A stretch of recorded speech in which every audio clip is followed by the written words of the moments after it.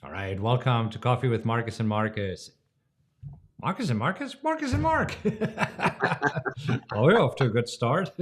Anyhow, what we're planning to do in this show is going to talk to you about what's happening in the markets and how we are trading it. So let's see how this is going. So today is, what is today? Tuesday, September 19th. And yesterday, markets have been really quiet ahead of the Fed meeting. But today, markets are on the move. So we'll take a look at this. Plus, we'll take a look at our positions, especially the ones that we entered yesterday, and also look for possible new trades. So there's a lot going on in this show. So make sure that you stay tuned and give us a like if you want already. Otherwise, wait. Do it later. Anyhow, if this is your first time here, I'm Markus Heitkoetter. This is my head coach, Mark Hodge, and we're real traders who trade live accounts. So therefore, we got a lot of trading experience, and we're showing you how we trade these crazy markets. So trust me, we know our stuff. We're not afraid to tell you like it is. So if you're here looking for some honest insights into the world of trading and some bloopers along the way, then you are in the right place. Jeez, this is an interesting morning. We already had our mastermind meeting this morning, so I've already been talking a lot. Let's actually go here and let's take a look at the S&P mark. There we go. There we go. So a little uncertainty and maybe some nervous markets as we approach the Fed day tomorrow. It actually kicks off today with the Fed's 2-day policy meeting, and tomorrow is the big day, but trading near session lows right now. Yeah, if you look at a 5 minute chart, I mean, we opened lower and basically have been sliding ever since. Look at this, just going down, trading at session lows, as you said, on kind of no news really. I mean, there wasn't really anything that moved the markets other than some housing reports that we can take a look at.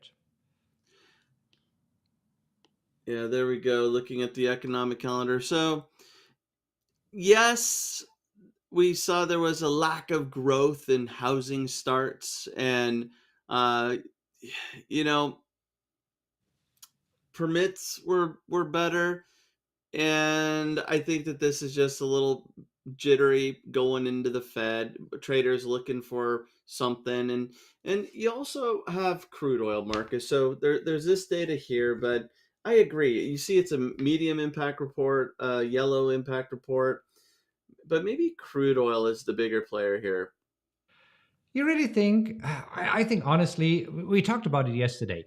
Markets cannot stay in this super narrow range. If you look at the S&P from yesterday, I mean, basically the markets weren't moving at all, and we already know that tomorrow, before the Fed meeting, we also expect super quiet markets. So I kind of feel that today is a little bit pushing around and you're right. It might be that we are looking at crude oil. It might be that we are looking at the housing starts.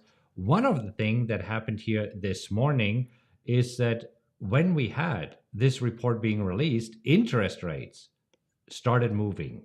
So there's some correlation, but it's more or less like, okay, we cannot be within a 10-point range for 3 days in a row. And there's always is the tail wagging the dog, or is the dog wagging the tail? Because of course the futures markets were down at that time. Crude oil was going higher. Interest rates were going higher. So yeah, I mean, you could create your own story, but the bottom line, traders paying attention to the Fed this week. Absolutely. And I mean, this is where we also see that the VIX is climbing higher. Let me go to a daily chart. We still see that it is at fairly low levels. But earlier this week, we were trading at below 13. At least we're back up to 14.71. The VIX, the fear index, and that basically shows that there is some uncertainty right now. And it's not about what the Fed will do tomorrow, but it's more the wording of the statement.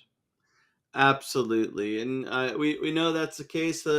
It's priced into the market that the Fed will not raise rates, and I don't see them shocking the market just for fun. So I'm gonna say that it, well, the Fed won't raise rates. It's all about wording. Right. I was trying to bring up the tool, but it's loading very slowly. I mean, right now traders are factoring in a 99% probability, but then what's next? I mean, this Yep. is what's on the calendar right now, and this is why there's some nervousness. And the VIX is moving higher. I mean, today up 5% for the day so far. Yeah, Marcus. And if you look at the heat map in PowerX Optimizer, this is really a drop across the board. Yeah, I mean, we've seen it on other days where we have a little bit green, a little bit of red, but here it's red all across the board. I mean, Amazon leading the tech stocks lower, -3%. NVDA, we have it up here, so also down 1.6%. Microsoft down 1%. I mean, so it's across the board. We have a few outliers. IBM is up a little bit. Eli Lilly is up a little bit, but mainly we are red in pretty much all sectors. Yep. All right. So a couple of stocks that I wanted to look at before we take a look at our positions. One of them being NVIDIA. I mean, NVIDIA really interesting. Had this massive run up, but right now August has not been kind for to NVIDIA at all. I mean, this is where it's probably some profit taking that we see here. Yeah, hitting a bit of a wall there. There was that move higher, making highs for the year after earnings, but since then, just pulling back. Looks like we're trading in this 420 to 480 ish, 500 ish range. Definitely hitting a wall though. Yeah. So and then, I mean, the other thing that I wanted to take a look at, and I found this really surprising, is at the car makers, because in the news we do have the strike that is going on right now, and as of this morning, it seemed that the strike might be actually widening and keep going on. However, the main automakers here are kind of unfazed by this. I mean, Ford right now against the overall market up 0.2%. GM also up 0.4%. So it seems that a lot of this news is already priced in, and you talked about it yesterday. And I do think that it's priced in there. Some uncertainty there is priced in. Of course, there's some premium in the options market, but it is a bit of a surprise that you're going to see strength here on a day when the overall market is down. And we'll just have to see where this all ends up and how long it goes. But right now, it doesn't seem like anybody's really budging on contract talks. Yeah, it's one of the reasons why this week I'm not trading GM. I mean, I've traded it over the last few weeks and months, but right now I am very surprised by this up move, and I'm staying on the sidelines here with the GM a little bit. But hey, we anyhow have plenty of other positions that are right now in our portfolio that we can talk about. We do. We do. Definitely some nice opportunities this week. Absolutely. So CSIQ, let's take a look at this. CSIQ today up 1.8%. I mean, loving this. We are definitely still in this range, but I like it that on an overall down day, we're up 1.8%. I mean, this is against the grain. I'll take it. Yeah. I mean, we got to sign at 35, a break even at 34, 30, 35. So we still have to move higher here before we can sell calls, but definitely moving in the right direction here. All right.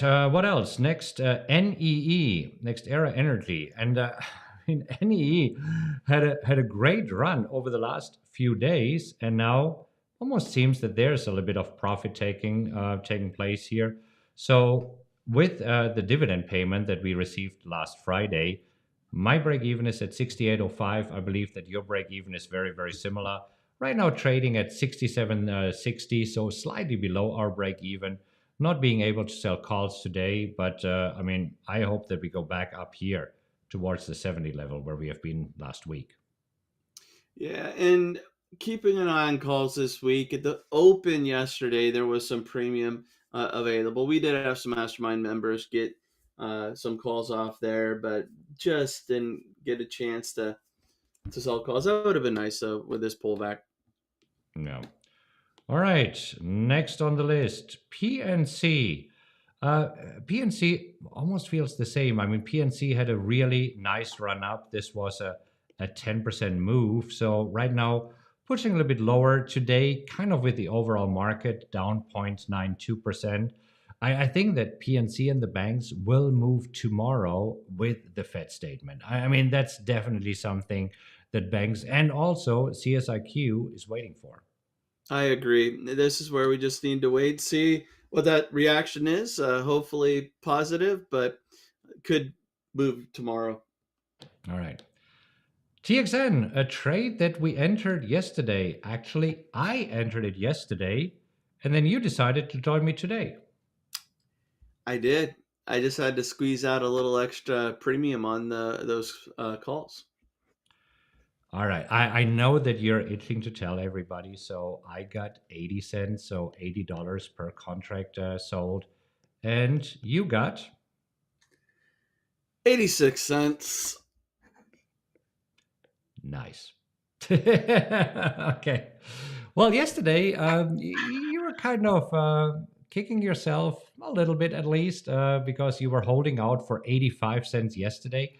Never happened. You were trying it also in the afternoon when TXN, what is it? Yeah, TXN moved a little bit lower. I couldn't get it, and then this morning, I think you got lucky. Well, I mean, this one chart wise, I like the chart. There's some nice support there, nice ranges for TXN. The premium was definitely there. So yesterday, I think it was a good trade, and I did miss it in the morning. I kept an eye on it in the afternoon. I didn't have an order working because I wanted to see just where it would go. So we did have some traders get 80 cents plus in the afternoon yesterday. I was watching it again this morning, and on that dip making session lows, I was able to sell puts and get a little more than you were. I mean, that's it. Getting a couple pennies more isn't as impressive as getting a box of ribeyes, though. So, it's okay. Well, now that it loaded, let's take a quick look at this, and I probably have to accept a few cookies. So, talked about it earlier before we keep looking at our positions. 99% probability for tomorrow, and yeah, I must say honestly, I'm a little bit surprised by this, but right now it does look good for you. So traders are factoring in a 70%, 71% probability that the Fed will keep rates the same. But you know what? All of this will change tomorrow.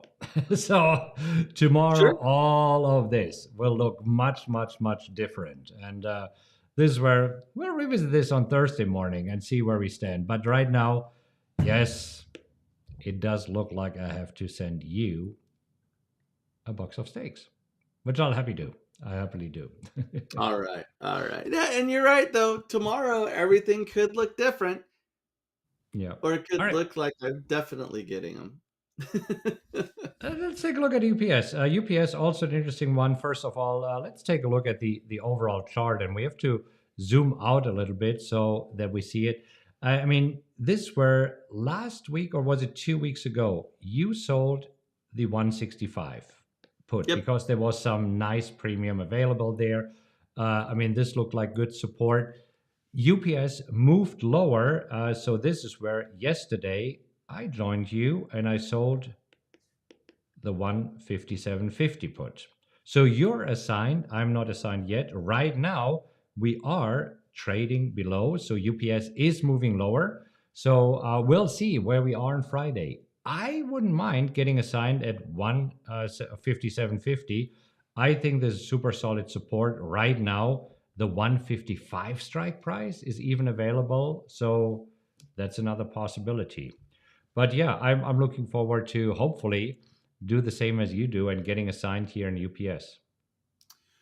And this is one that I'm still happy to own shares at 165. I really like the entry that you have there. I think it's a solid trade. We have some nice support there. And this is a company that was involved in some labor disputes, just like the auto workers. They were able to come to an agreement, signing a 5-year contract, and the impact of those costs led to a gap down there. I mean, not a substantial gap. I think now this is, it's old news. and it's just trying to figure out where we go from here. I do think that we could get a bit of a rebound. You see that gap down and then fill in the gap. So this week, Fed and then also a FedEx, they're reporting after the bell tomorrow. So there could be a little movement because of FedEx earnings, just some sympathy movement. Yeah, so let's see. This is where, as you said, we can take a look at the earnings calendar. And tomorrow, after the bell, that's where FedEx is reporting. So let's see what happens there. So kind of a big day for UPS tomorrow. Sure. All right. So before we take a look at the markets and see what's happening here right now, let us know if you find this helpful at all. And if you do, give us a like. So we really appreciate all the likes that you're giving us here. All right, let's take a look at the 5-minute chart of the S&P. Almost seems that we might have found here a bottom right now, or do you think we will drop a little bit further?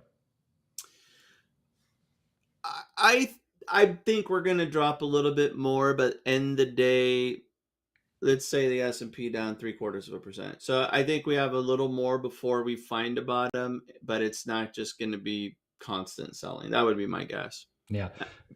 I agree, because this looks very dramatic, like, oh my gosh, it's in free fall. But if you look at it, this is only 0.7%. It's not even a percentage point. Yeah. So I agree with you. I think that we could push a little bit lower and then bounce back into the close. I'm with you that I believe that the S&P will be less than 1% down by the end of the day. What about the NASDAQ? Do you think the NASDAQ will be more than 1% down by the end of the day? I do. Yeah, I agree. Not substantially, but I think we'll be below 1%. Yeah. Anyhow, so lots of stuff going on here. Never a dull moment. The big day tomorrow. So we'll be back here tomorrow morning. If you enjoyed the show, give us a like, consider subscribing, hit the little bell. This way you get notified whenever we go live. We'll be back here tomorrow morning to see what the markets did today and how we are going into the Fed meeting that is happening tomorrow. Big Fed day tomorrow. So make sure that you don't miss it. Happy trading, everybody.